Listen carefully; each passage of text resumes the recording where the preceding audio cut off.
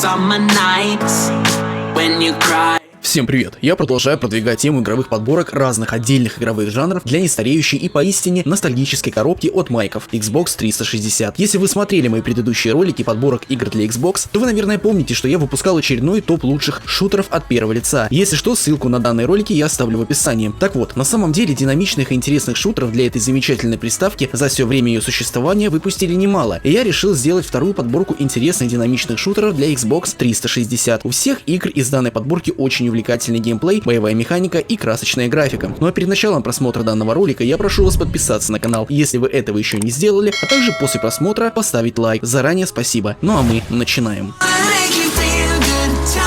BioShock Infinite — это приключенческий экшен от первого лица, события которого разворачиваются задолго до событий первых двух частей BioShock, а точнее в 1912 году. Главным героем игры становится частный детектив Букер Дэвид, которого нанял неизвестный человек, чтобы вызвали девушку по имени Элизабет из парящего города под названием Колумбия. Букер берется за задание и отправляется в загадочное место, где ему и Элизабет предстоит быть втянутыми в разрушительную войну между правительством города и повстанческой группировкой Глаз Народа. Постепенно, шаг за шагом, Букер и Элизабет приближаются к разгадке мрачной тайны, которая витает над городом. Если действие предыдущих игр серии происходило в закрытых помещениях города Восторг, уровни BioShock Infinite чаще представляют собой открытые пространства, что придает игровому процессу большую динамичность. BioShock Infinite игрок должен пройти длинный путь по Колумбии, используя оружие и разнообразные устройства для выполнения сменяющих друг друга заданий.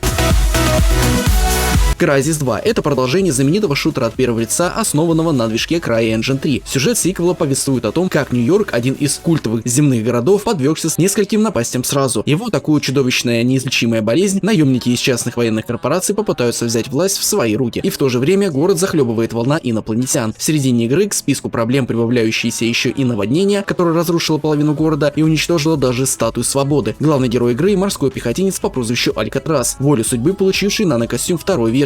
Именно в костюм протагониста вшит странный код, расшифровка которого, как уверяют ученые, позволит спасти людей от страшной чумы, которая свирепствует на улицах города. К тому же костюм дает герою возможность сражаться с наемниками и инопланетянами, которые вернулись после неудачной попытки высадки в Тихом океане. Герою предстоит пройти длинный путь, уничтожив множество пришельцев и людей, чтобы открыть тайну о своем костюме и о том, что же судьба уготовила ему дальше. Геймплей немного изменился по сравнению с первой частью. В игре множество элементов экшена. Как и в первой части, в Crysis 2 на локациях присутствует множество интерактивных предметов. Появилось неплохое геймплейное решение, а именно можно подойти к любому пулемету и сорвать его с места, продолжая проходить с ним локацию. В игре присутствует вертикальный геймплей и система укрытия от первого лица.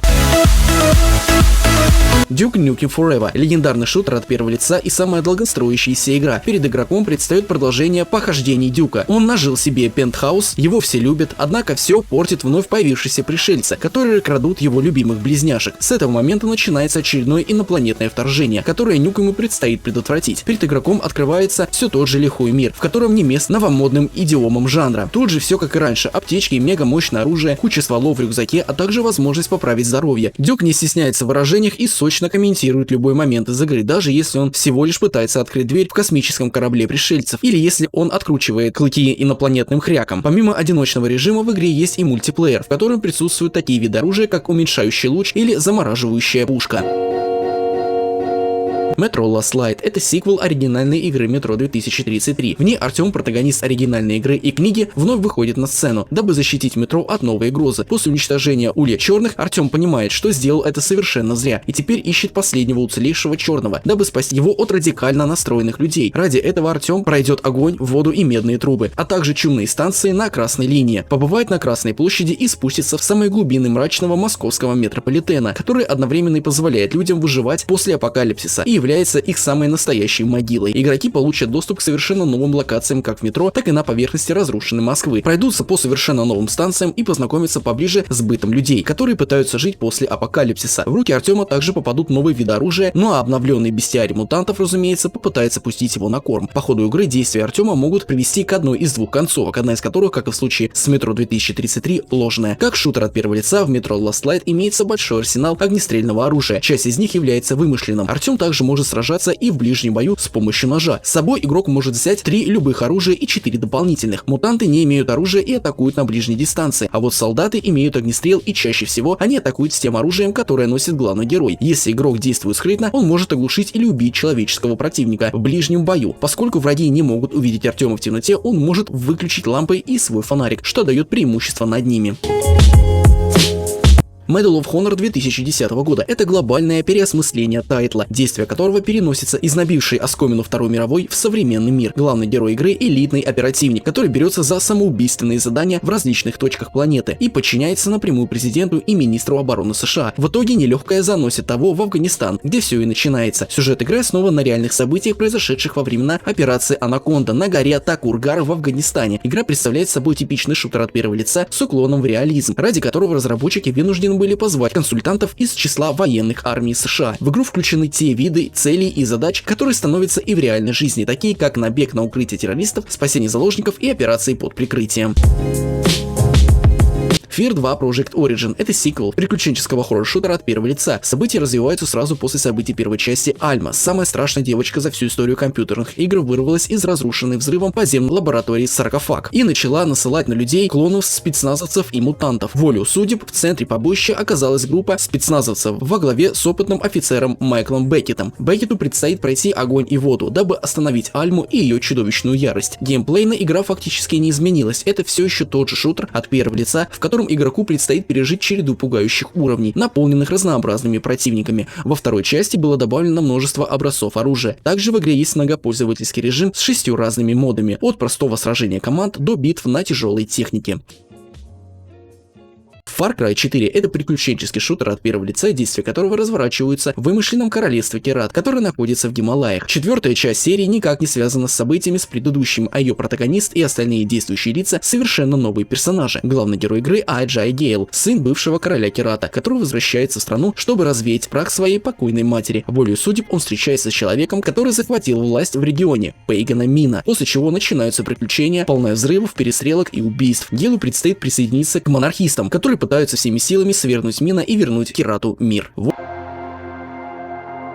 Wolfenstein The New Order – это приключенческая игра в жанре фантастического шутера от первого лица. События игры происходят в альтернативном 1960 году, где национал-социализм победил во Второй мировой. Главным героем игры является бессмертный Би-Джей Бласковиц, который провел больше 10 лет в коме после неудачной попытки союзников напасть на немецкую крепость генерала Черепа. Очнувшись, Бласковиц узнает, что мир изменился, и решает примкнуть к сопротивлению, целью которого является свержение нового мирового порядка. The New Order – это классический шутер от первого лица в духе игр начала нулевых, где не было автоматической регенерации здоровья и укрытий. Бласковиц бегает по уровням, расстреливая нацистов с двух рук из разных видов оружия, или же проходя уровни скрытно, метая ножи и убивая противников по-тихому в ближнем бое. В игре также присутствует система прокачки, где игроки могут усиливать различные показатели Бласковица, выполняя различные действия в бою.